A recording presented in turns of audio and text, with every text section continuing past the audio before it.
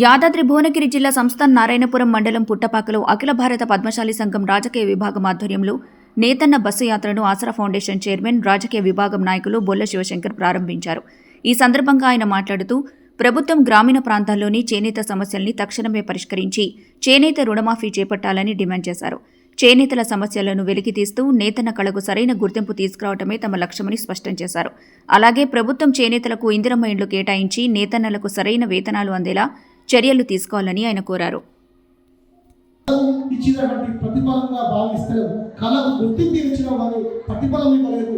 అలాంటి కళాకారులను గుర్తించి దేశం కానీ రాష్ట్రం కానీ మీకు నిజమైనటువంటి కళ ఉంది, మీ కళ వెలికి తీస్తాం, మీకు డిజైన్ ఈ డిజైన్ కూడా రాష్ట్ర ప్రభుత్వాలు కేంద్ర ప్రభుత్వాల నుంచి కూడా ఆర్డర్ ఇచ్చి పని చేపిస్తామని చెప్పినుంటే ఈ దుస్థితి వచ్చేది కాదు.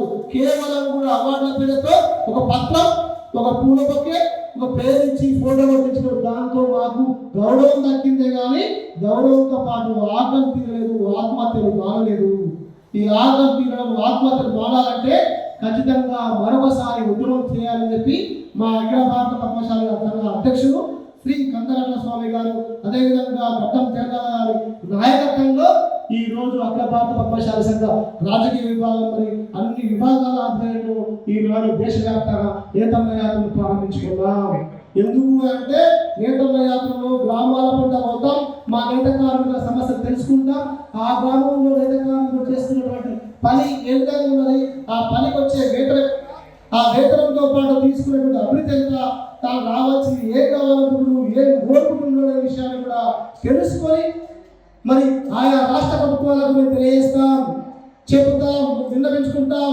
మరి ఆ విన్నవించుకున్నటువంటి విన్నపంతో మాకు అవకాశాలు వస్తే మేము కూడా ఆ ప్రభుత్వాలను వింటుకుంటాం.